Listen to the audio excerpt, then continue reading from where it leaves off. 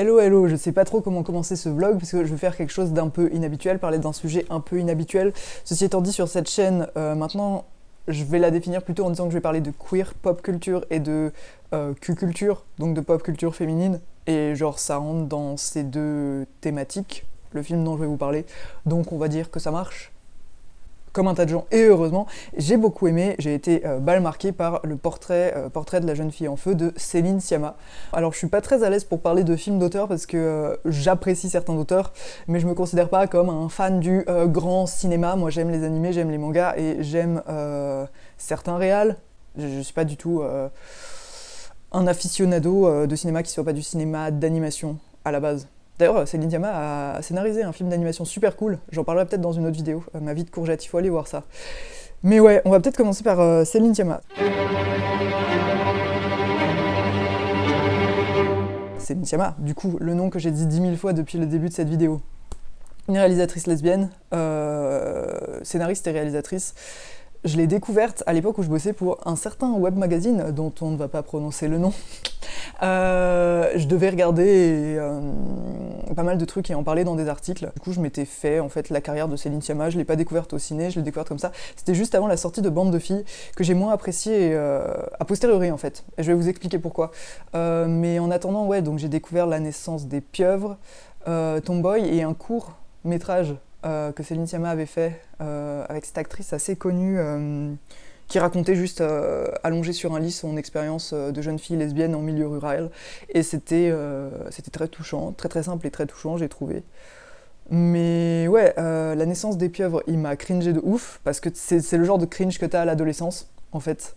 Mais je l'avais beaucoup aimé être cringé. C'était violent, il est violent ce film, je trouve. Tomboy, mais en fait, j'étais super stressée tout le long du film.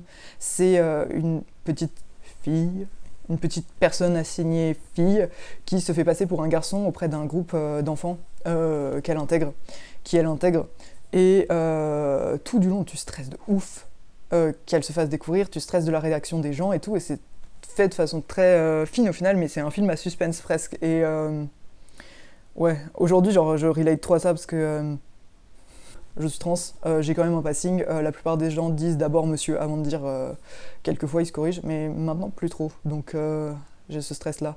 Et ouais, a posteriori, je suis comme, c'est ce stress-là que j'avais tout le long du film pour un autre personnage. Et en fait, là je vous dis ça sur Tomboy, ça va être une façon de vous présenter un peu l'approche que je vais avoir de ce film. Le titre de la vidéo, je pense, ça va être Portrait de la jeune fille en feu en toute subjectivité. C'est l'idée en fait de... Je vais vous parler de ma perception de film.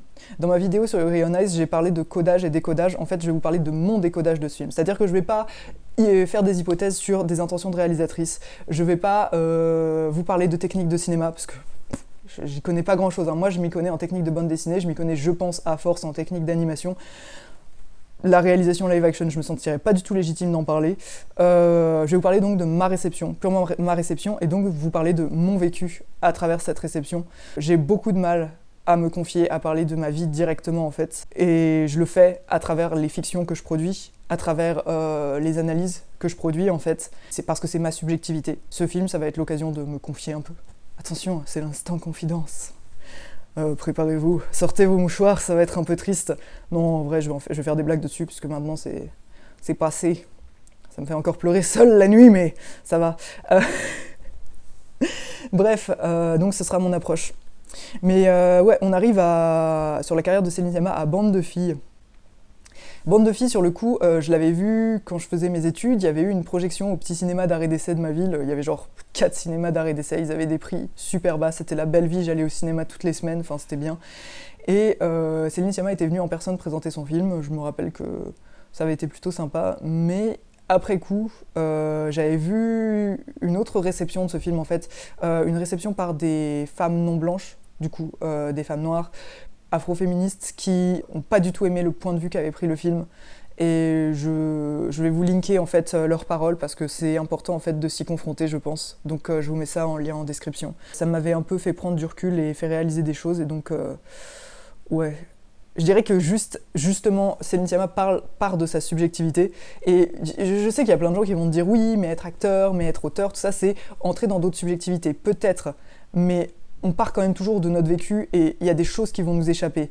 Et je pense qu'avec Bande de filles, il y a des choses qui ont échappé à Céline Sciamma et qui ont été mal reçues. Je ne vais pas faire plus de commentaires parce qu'en fait, c'est pas à moi de le faire. Parce que justement, ma subjectivité, c'est pas celle de ces personnes-là, c'est pas celle de concernés en fait. Du coup, on arrive à Portrait de la jeune fille en feu.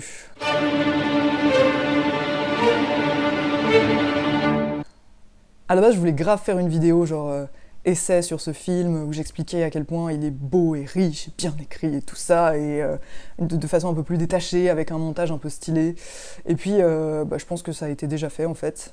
Et j'avais quand même envie de parler de ce film. Et je me demandais ce que je pouvais y apporter. Et puis, en fait, tout bêtement, ce que je peux y apporter, c'est ma perception, ce que j'y ai vu. Je vais quand même dire un peu tout ce qui fait que ce film est pour moi une immense réussite. Peut-être juste l'écriture. C'est pas que l'écriture, enfin je pense qu'il est très bien réalisé tout ça, mais je me sentirais moins de juger ça par contre, mais l'écriture est incroyable. Je trouve qu'absolument tout a un setup payoff, en fait tout, il n'y a rien qui est mis comme ça en fait. Tout peut être analysé, tout se répond, il y a plein d'échos, c'est une espèce de broderie extrêmement fine, tout est fini, tout est bouclé en fait. Et c'est incroyable, c'est tellement satisfaisant de voir ce genre d'écriture. J'ai l'impression qu'il y a tellement de choses qui sont laissées comme ça maintenant dans des films que je vois qui sont pas menés jusqu'au bout parce qu'il y a trop de gens qui sont impliqués, parce que on réécrit constamment les auteurs, parce que beaucoup de films sont des compromis. Et j'ai l'impression que ce film est tellement va tellement au bout de ce qu'il a voulu faire, et j'ai trouvé ça extrêmement satisfaisant à voir. C'est un film très féminin, et je trouve toujours ça agréable de voir des films féminins. En fait, je l'ai vu avec plusieurs femmes ou assignées femmes, ce film. Je l'ai vu 3 fois au ciné, du coup. Et à chaque fois, il y avait on me disait... je me suis rendu compte au milieu du film qu'il y avait que des femmes, en fait, que j'avais... Ou alors, quand il y a un homme qui réapparaît dans le film, que tu vois que des femmes pendant tout ce film-là, et il y a quelque chose d'agréable là-dedans, parce que ça arrive juste extrêmement rarement dans les médias. Voilà, à part quand tu fais comme moi, tu regardes que des trucs de Magical Girls QQ ou des machins comme ça, ou des animés où tous les mecs ressemblent à des meufs. Hein. On est sur du queer, tout ça, bref. Qu'est-ce que je peux dire d'autre ? J'ai un script en anglais en fait, parce que j'ai quand même écrit un script sur ce film. J'essaie de voir ce que j'ai mis dessus. Ouais, ça vaut le coup, à cause de cette écriture très complexe au final, de voir le film plusieurs fois, parce que vous allez remarquer des choses que vous n'avez pas remarquées les premières fois aussi.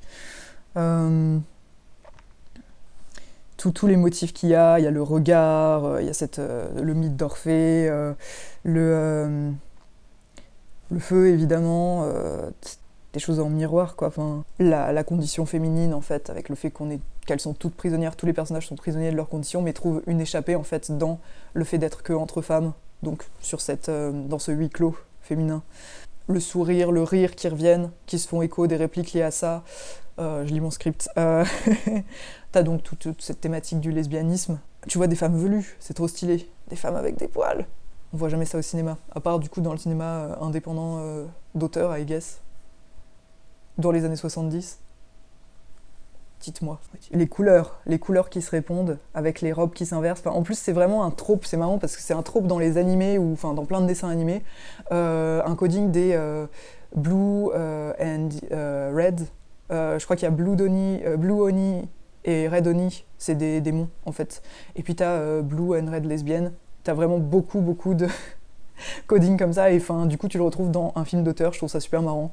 Et ouais, donc ça passe par d'autres couleurs, à la fin qu'elles soient toutes les deux en jaune dans la dernière scène, que la scène d'avant, on voit Marianne avec une robe bleue, le bleu et le vert qui avaient été jusque-là les couleurs d'Héloïse, et c'est le moment où elle la retrouve à travers un tableau, quoi. Et toutes les autres scènes où du coup t'as cet équilibre rouge-bleu ou rouge-vert. Donc une couleur chaude, une couleur froide, c'est facile, mais ça marche super bien, quoi. Il y a un mélange des genres dans le film que je trouve très efficace. Ouais, je regarde mon script, j'étais comme, dis donc, j'ai dit des choses intelligentes.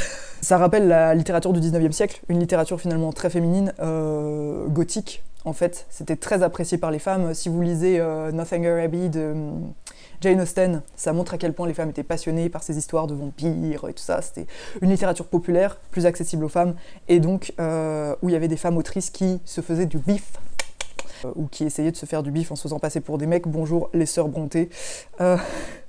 Ouais. Et donc c'est un genre en soi très féminin que t'as, mais t'as aussi du coup le film historique. T'as un côté un peu enquête aussi sur le mystère de la sœur d'Héloïse, ça dure pas très longtemps, mais comment elle est morte, qu'est-ce qui se passe, t'as tous les événements qui sont annoncés en fait, et du coup, au final on est sur une tragédie intime, mais on a l'impression qu'il y a quelque chose de plus mystérieux qui se passe, quelque chose comme ça, le fait que ça se passe sur une île. Il y a quelque chose de très très très sensuel dans ce film, il y a le son en fait, le traitement du son.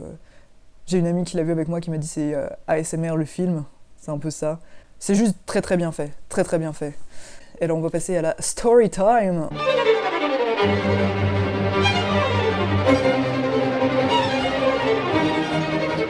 Je vais vous parler de plusieurs scènes qui ont fait écho à un vécu que j'avais qui était extrêmement récent en fait. Par quoi je vais commencer ?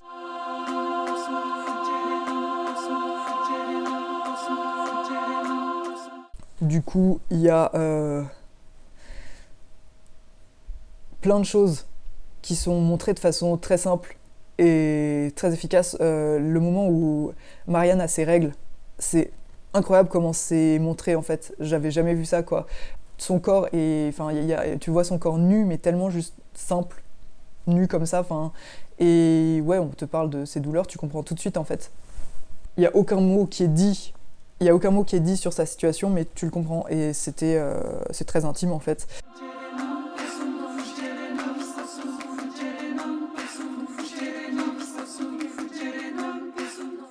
T'as cette scène de l'avortement. C'est pas un vécu à moi, mais je pense que c'est une peur qui plane sur la plupart, beaucoup d'AFAB en fait.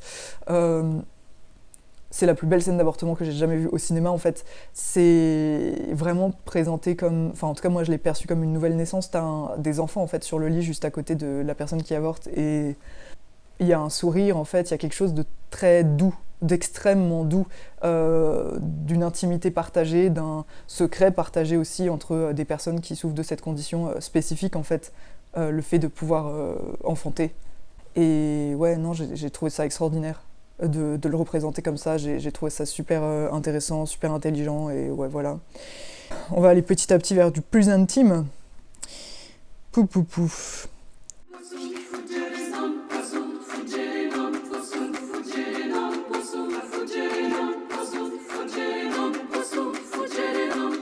Alors moi, ce qui m'a parlé très fort, c'est le fait que elle fasse le choix de vivre une romance malgré la séparation qui va venir. Et en fait, je l'ai déjà fait ce choix, et donc je me suis complètement identifiée à ça. J'ai été dans une relation à distance, genre on était sur des continents séparés pendant quelques temps, pendant longtemps quand même, ça allait faire 3 ans quoi. On s'est pas séparés à cause de la distance, mais je vais y venir juste après justement. Tout est lié, tout est lié. Ce film m'a vraiment beaucoup parlé. Et oui, c'était leur séparation le fait de s'observer à distance, de s'observer vivre à distance, sans pouvoir avoir d'implication dans ce vécu après, le fait d'avoir ce compte à rebours avant la séparation, c'était tellement, genre j'étais là, oui c'est ça en fait. La dernière nuit que les deux héroïnes passent ensemble, où elles sont comme ne t'endors pas, j'étais comme, mais j'ai vécu ça en fait, c'était tellement juste, c'était, ça fait mal, ça fait très mal. C'est une lutte contre le temps, mais c'est un choix aussi qui est fait de vivre ça, même si on sait que ça va être dur quoi. Et ça vaut le coup, enfin, genre, je regrette rien quoi.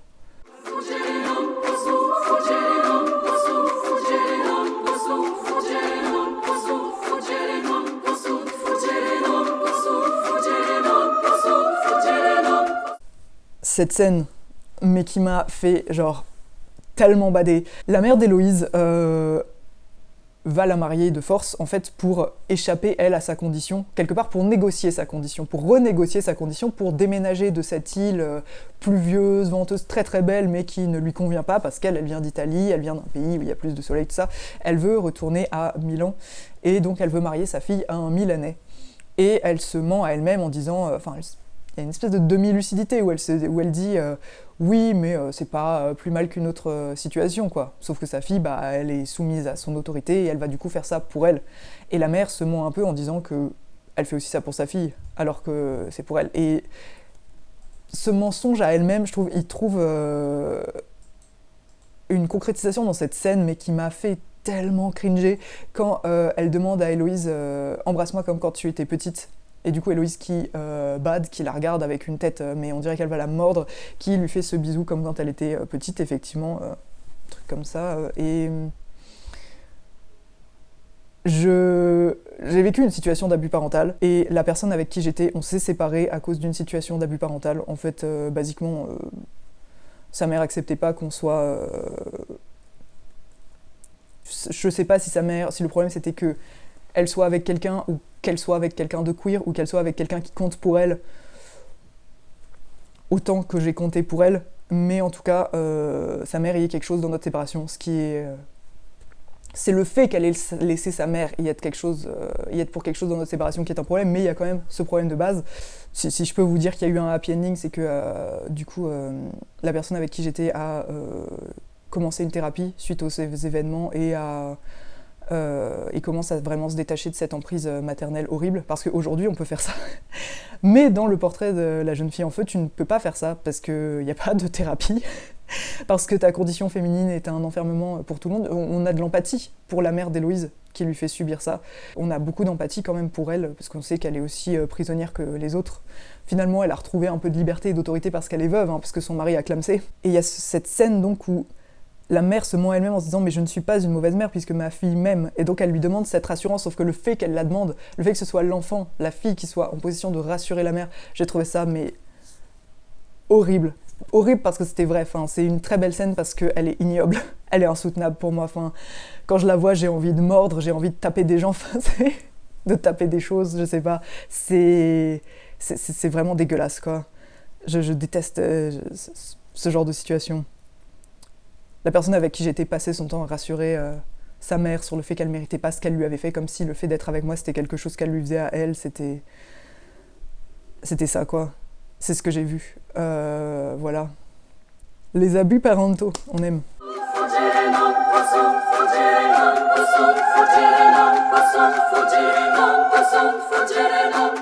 Il y a une autre scène, un autre dialogue qui m'a grave marqué. Le moment où il y a une espèce de dispute juste avant le retour de Madame, de la mère, dans la maison. Du coup, Marianne et Héloïse s'engueulent à mots voilés, c'est assez bien écrit en fait. Héloïse demande à Marianne, est-ce que tu voudrais que je résiste ? Et Marianne lui dit oui, je voudrais que tu résistes, que tu luttes pour échapper à ta condition en fait. Et Héloïse lui demande est-ce que tu me le demandes ? Et Marianne lui dit non. Et genre, j'ai développé sur ma situation, ma séparation, j'étais exactement dans cette situation-là où je ne pouvais pas me permettre de demander à ma partenaire de rompre avec sa famille, ce qui basiquement pour moi semble être la solution pour un meilleur vécu de sa part, et elle est arrivée à cette conclusion d'elle-même plus tard, mais je le voulais en fait, parce que je l'aime et je voulais continuer à être avec elle. Donc j'ai trouvé cette réplique extrêmement juste aussi, et enfin ouais, je l'ai trouvée super belle cette scène-là, je l'ai trouvée très subtile, très nuancée, et pareil, ça fait mal. Ça fait mal!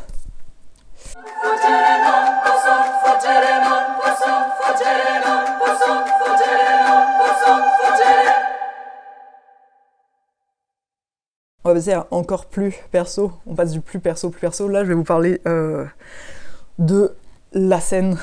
Il y a une scène musicale au cœur du film où des femmes se retrouvent pour une fête autour d'un feu, des femmes du peuple du coup. Et t'as nos deux héroïnes un peu plus bourgeoises, je sais pas dans quelle mesure on peut dire qu'une peintresse est une bourgeoise, mais donc Héloïse est une bourgeoise qui viennent et qui observent ces femmes chanter. C'est une chanson complètement anachronique, mais vraiment d'une beauté extraordinaire, elle me hante. C'est à chaque fois je chiale, je peux pas ne pas chialer en fait. J'ai tout de suite compris, puisque j'ai fait un peu de latin, et puis c'est pas bien compliqué, le sens des paroles, c'est, elle répète en fait en boucle « Fugere non possum ». Je sais pas si je le prononce bien, je sais pas comment prononcer du latin. Je crois qu'il y a deux écoles, il faut le prononcer soit à l'italienne, soit fugere non possum, ou fugere non possum, je sais pas. Elle le prononce à l'italienne, Ça veut dire je ne peux pas fuir. Ça, elle répète je ne peux pas fuir, je ne peux pas fuir, je ne peux pas fuir. Mais il y a quelque chose de super libérateur dans cette répétition, c'est-à-dire qu'elles partagent cette condition ensemble. Et donc elles sont dans cette espèce de cercle purement féminin, dans cette sororité qui annonce du coup le moment où va y avoir l'avortement aussi.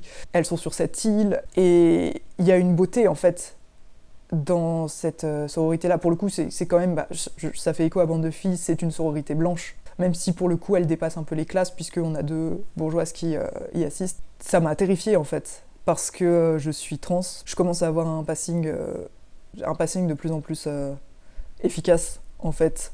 Je l'ai dit, les gens se corrigent de moins en moins en disant pardon madame quand ils me voient en fait. Et est-ce que je vais perdre ça en fait?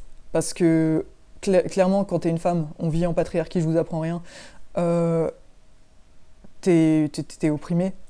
Après, il y a d'autres choses qui viennent, t'as d'autres oppressions et tout ça, on n'est pas toutes égales, ce serait illusoire de se dire ça. Mais t'as cette oppression de genre. Et est-ce que si je passe à l'ennemi, est-ce que je vais perdre tout ça?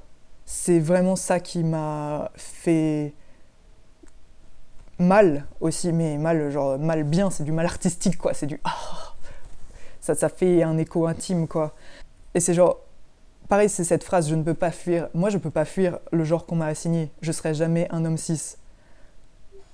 Je peux fuir quand même certaines choses, mais du coup, je vais perdre cette connexion du je ne peux pas fuir ensemble parce que j'aurai certains privilèges.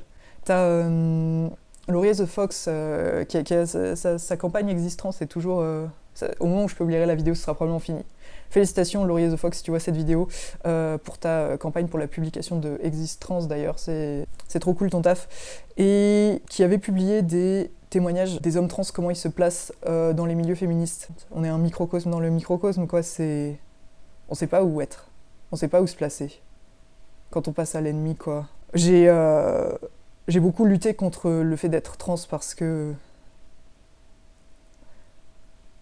la masculinité, pour moi, c'était quelque chose d'hostile, auquel j'aspirais presque malgré moi, en fait. Et je me surveille beaucoup par rapport à ça. J'ai terriblement peur de devenir un mec et de perdre cette solidarité, cette sororité. C'est ça que ça a éveillé en moi, c'est ça que cette chanson éveille en moi, cette peur. Mais genre, j'y reviens, hein, je la réécoute assez souvent. Et à chaque fois, c'est genre la chialade maximum. Et c'est ça un petit peu ce film pour moi. Il y a plein de dimensions, comme vous l'avez vu, qui ont eu un écho intime chez moi, un écho artistique. Je fais des liens, tout ça. J'étais comme aussi juste une appréciation esthétique parce que c'est si bien écrit. Parce que c'est si satisfaisant de voir un film comme ça où t'es comme c'est si bien fait. J'ai quasiment rien à dire. Tu quittes la salle, t'es comme j'ai rien à dire à part que j'ai kiffé. Oui. Mais il y a cette peur, quoi. Et voilà, ça reste des questions ouvertes. À partir de là, qu'est-ce qu'on fait? On fait comme on peut.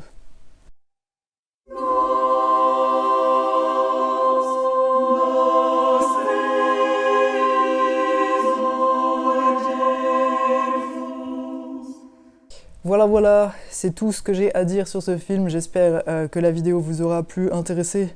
S'il vous plaît, juste, genre, je le dis comme ça. Évitez les commentaires où vous commentez mon passing. Genre, je sais pourquoi je passe, c'est juste gonflant. Peut-être ça va vous encourager à le faire si je le dis. Je vais voir si je le cut ou pas ce passage-là. C'est la fin du confinement, en fait. Là, je tourne ça le dernier week-end. Je sais pas si je vais garder un rythme aussi régulier pour les vidéos, mais ça, quelque part, ça a été un plaisir de redécouvrir le fait de publier des vidéos à forte fréquence et d'échanger avec vous aussi souvent. J'ai perdu pas mal d'abonnés, puisqu'on perd des abonnés. Plus on publie sur YouTube, plus on perd d'abonnés. Je ne sais pas. Mais ouais, ça m'a permis de refaire un petit peu des choses plus adéquates, plus en phase avec ce que j'étais sur ma chaîne. Et dans tous les cas, on va se retrouver dans un tas de situations, sur mes divers projets. En parlant de se confier dans une œuvre de fiction, je pense que je vais lancer un crowdfunding, pour ceux qui suivent un peu mes BD, je vais lancer un crowdfunding pour le tome 3 de Yaoi Files, parce que je pourrais pas en fait amortir l'impression directement avec une convention, puisque Japan Expo a été annulée. Et donc, quelque part, je préférerais m'en sortir avec un crowdfunding ou des précommandes pour pas avoir un trou dans le budget. Donc ouais, n'hésitez pas quand je lancerai le truc. Enfin, si ça vous intéresse, mes BD, surveillez mes réseaux sociaux, je ferai des annonces liées à ça. Et n'hésitez pas à partager et tout ça. J'ai besoin de vous. On se retrouve bientôt.